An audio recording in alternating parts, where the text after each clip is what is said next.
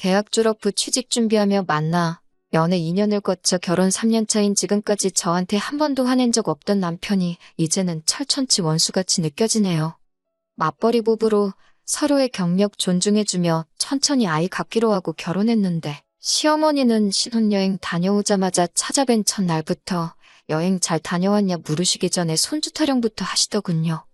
그 자리에서 따로 대답은 못하고 집에 돌아오는 길에 남편한테 미리 말씀 안 드린 거냐 추궁했더니 미안하다 사과를 했어요. 길 가는 아이만 봐도 눈이 돌아갈 정도로 아이를 좋아하시는 분이라고, 그런 어머니한테 아이를 천천히 갖겠다고 도저히 말을 할 수가 없었다고 사과하더군요. 저를 달랜다고 한다는 말에 그냥 어머니가 아이 가지고 보채시면 한 귀로 듣고 한 귀로 흘려달라고 합니다.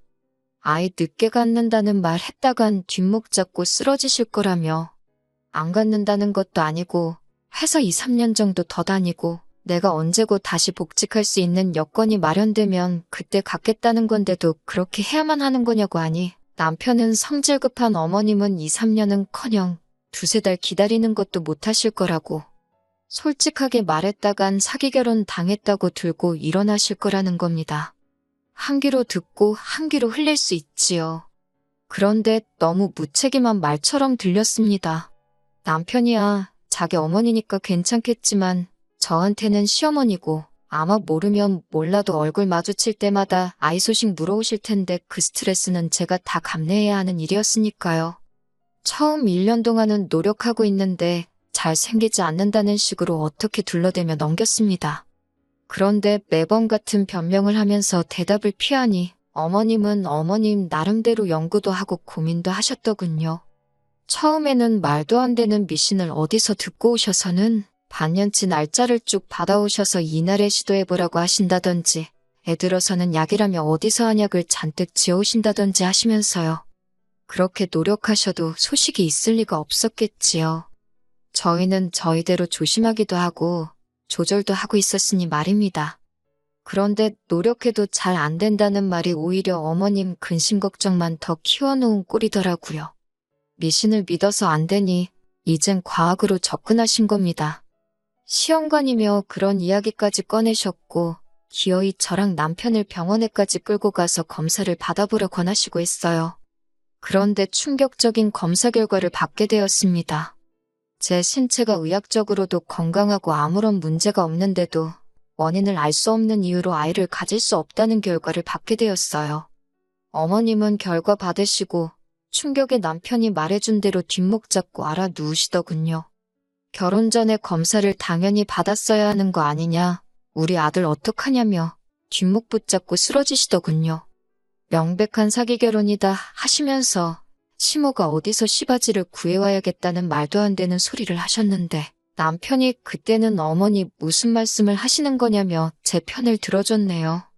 그런데 시어머니가 또 우리 아들이 여자에 단단히 미쳐서 이젠 낳아준 어머니도 못 알아본다시며 이게 다 저 때문이라고 제 꼴도 보기 싫다고 하시고 저희를 내쫓으셨습니다.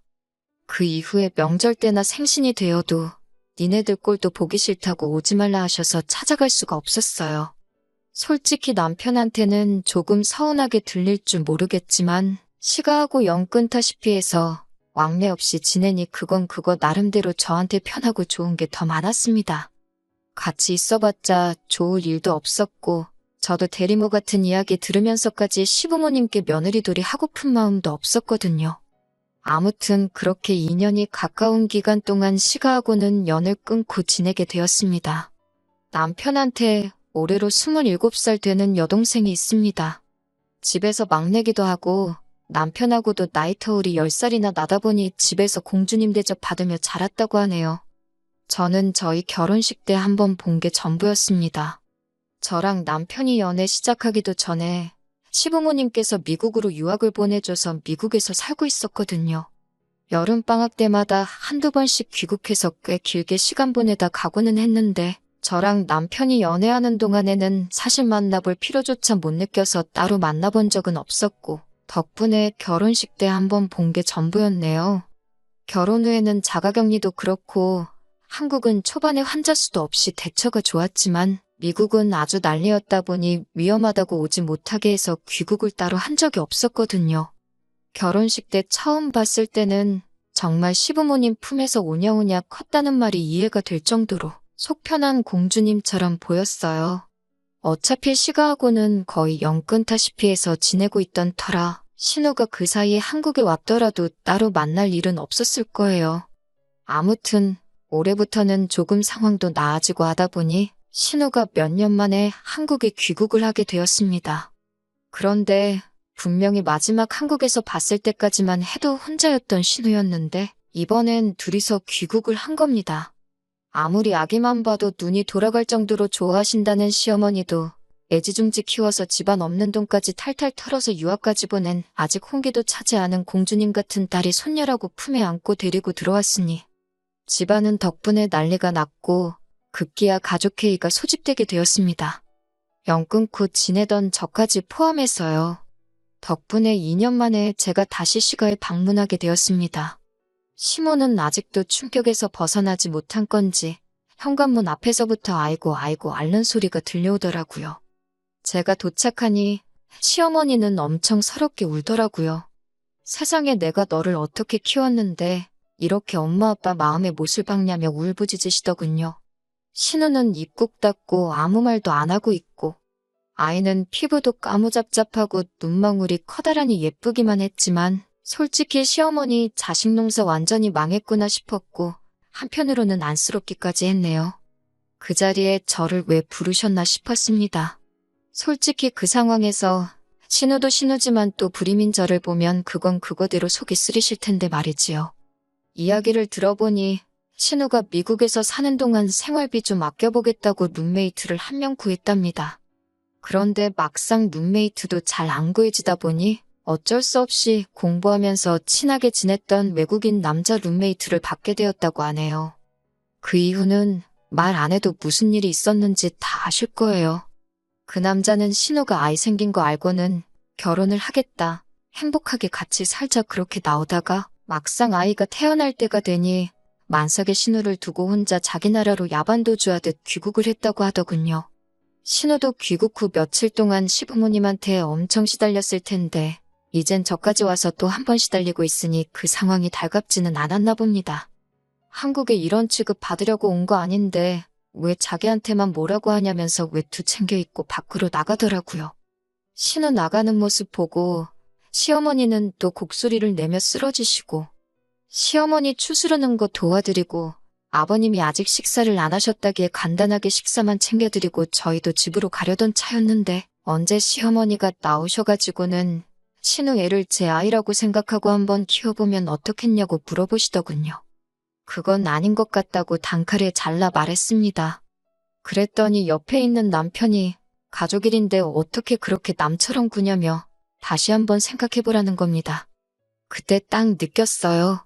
솔직히 신우 저렇게 된 거 명까지 끄는 며느리한테 알릴 만한 소식도 아니고 따지고 보면 집안 망신이나 마찬가지인데 굳이 저를 불러서 다 알게 한 이유가 뭔가 싶었거든요.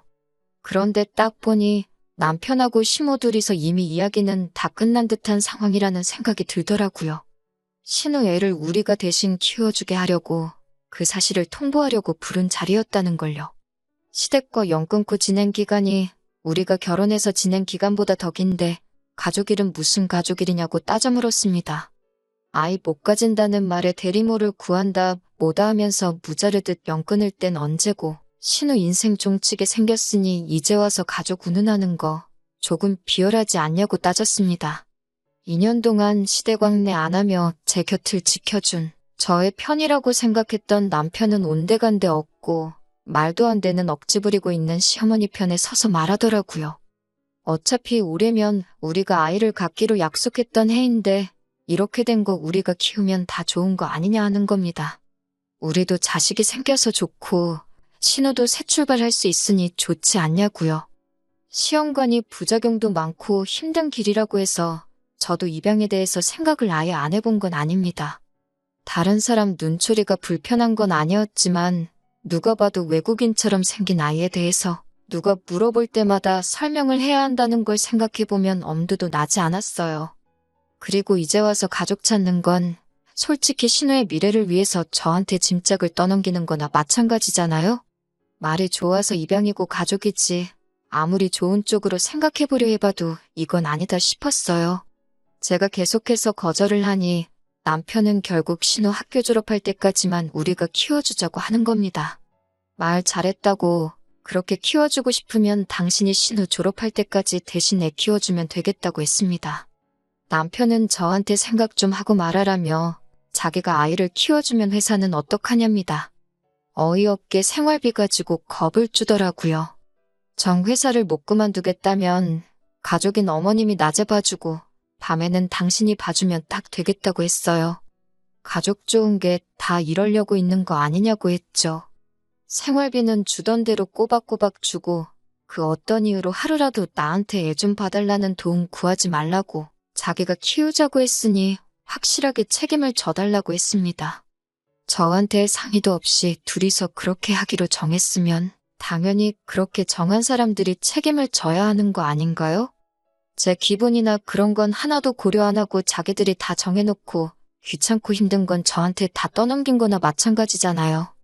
그 결정에 제가 책임져야 할 부분은 하나도 없다 생각했습니다. 자기 동생, 자기 딸이 실수로 아이를 갖게 된 게 안쓰럽다고, 제가 아빠가 누군지도 모르는 외국인 아이를 맡아다 키우는 게 당연하다고 생각하는 정신머리부터 고치라고 했습니다.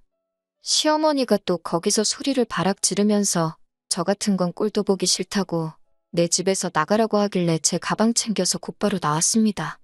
이미 2년 가까이 안 보고 살았는데 그렇게 말하면 누가 겁이라도 먹을 줄 알았나 봐요. 차 끌고 집으로 가버리려고 나가고 있는데 주차장 근처 놀이터 쪽에 익숙한 뒷모습이 보이더라고요. 신우였습니다. 화풀이 하려던 건 아니지만 신우 보니까 입이 근질근질해서 참을 수가 없었어요. 신우한테 가자마자 내 문제로 남편과 저 사이에 아이가 없는 건 사실이지만 아가씨 애를 내가 대신 키울 생각도 없고 한 달이든 1년이든 아가씨 졸업할 때까지 대신 키워줄 마음도 없다고 따따따 쏘아붙였습니다. 가족들 앞세워서 아가씨 아이를 나한테 떠넘길 생각하지 말라고 했어요. 그랬더니 신우가 그게 무슨 소리냐며 내가 왜 내 자식을 저한테 떠넘기냐고 하면서 금시초문인 것 마냥 행동하더라고요.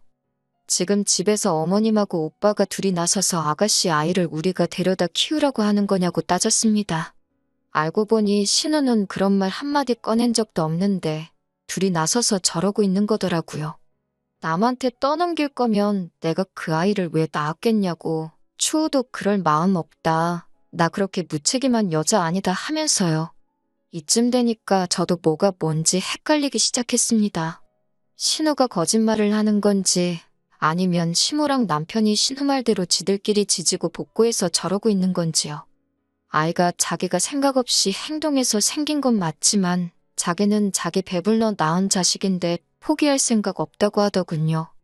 졸업 앞두고 있고 졸업 후에 영주권 후원을 해준다는 회사와 이미 컨택 중이라고 합니다. 자기가 낳은 아이, 자기가 끝까지 책임질 생각이라고요. 미국에서 자리 잡고 살 계획이 다 되어 있는데 두 사람이 왜 저런 말을 꺼냈는지 이해가 안 간다더라고요. 오히려 저랑 똑같이 정작 엄마인 자기랑은 상의도 없이 두 사람이 그렇게 정해서 저한테 통보하듯 말한 부분이 신우도 많이 화가 난 듯 보였어요. 공주님처럼 자라서 철부지인 줄 알았는데 오히려 생각하는 건 시모나 남편보다 훨씬 어른스럽더군요. 저도 자초지종을 몰랐으니 괜히 민망하더라고요. 신우랑 같이 시어머니 집으로 다시 들어갔습니다. 오해 풀고 일 원만하게 해결해서 앞으로 잘 지내볼 생각이었는데 문 열고 들어오자마자 남편이 저를 보고 하는 말이 왜 벌써 들어오냐고, 반성 좀 했냐고 하는 겁니다. 제가 잘못한 것도 없는데 반성 좀 했냐는 말은 제가 해야 할 말이 아닌가 싶었습니다. 제가 다시 시모 집으로 들어가니까 제가 못 이기고 숙이고 들어가는 거라 생각했나 봅니다. 신우가 가족들한테 오해 풀어주기도 전에 남편이란 작자가 저러고 나서니 정이 뚝 떨어지더군요. 제가 남편과 감정이 격해질 것 같으니 신우가 나서서 중재를 해주며 자기는 아이를 누구한테 맡길 생각은 추호도 없다 가족들한테 설명해줬습니다. 시어머니는 신우 말 듣자마자 또다시 곡소리를 내면서 뒷목을 잡으셨고요. 그 와중에도 떳떳하게 자기 앞으로의 계획에 대해서 말해주더군요. 이 상황에서 나이가 제일 어린 신우가 이 집구석에서 제일 어른스러워 보였습니다. 오해는 풀렸다지만 남편은 집에 가는 길 내내 저한테 궁시렁대기 시작하더군요. 저 때문에 2년간 부모님하고 왕래도 없이 지냈는데 자기는 저를 위해서 이렇게까지 희생을 해줬는데 저는 가족이를 너무 남일 대하듯 한다는 겁니다. 그래서 나랑 신우는 남이라서 그렇게 상의도 없이 시모랑 둘이서 결정하고 통보하듯 말한 거냐 따졌더니 저는 평생 동생 가진 오빠 마음을 모를 거랍니다. 신우 인생이 꼬이게 생겼는데 부모로서, 오빠로서 대비책은 미리 세워둘 수 있는 거 아니냐고요. 여태까지 남 대접 받으면서 자랐는데 저는 고작 이 집구석에 대비책밖에 안 되는구나 싶더라고요. 응당 신우 일이 아니더라도 이 집에 무슨 일 생기면 저는 그거 해결해주는 보험 정도밖에 안 되는 사람인가 싶었습니다.